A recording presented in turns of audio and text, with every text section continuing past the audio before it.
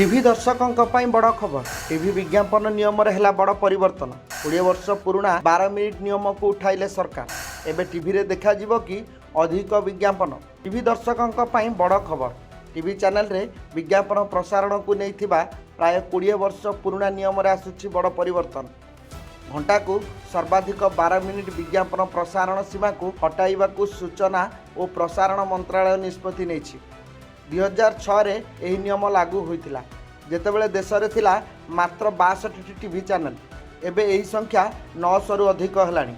मंत्रालय अनुसार DTH, cable, एचआईटीएस और आईपीटीवी भली अनेक प्लाटफर्म आसीबा सह टीवी क्षेत्र में प्रतियोगिता बढ़ी। डिजिटल मीडिया रे एभली सीमा नथिबारु टीवी चैनल गुड़िक अधिक स्वाधीनता देबा पई पुराना नियम हटा जाउछि। तेबे एहार अर्थ दर्शकों को निश्चित भावे अधिक विज्ञापन देखा पड़ो बोली नुहे। अन्य नियम और नियामक व्यवस्था जारी रहिबो। गेजेट संशोधन अधिसूचित हेबा दिन ठारू एही निष्पत्ति कार्यकारी हेबो। तेबे 20 वर्ष पर टीवी विज्ञापन नियम रे एही परिवर्तन चैनल और दर्शकों उपरे कौन प्रभाव पकाइबो ताहा उपरे नजर।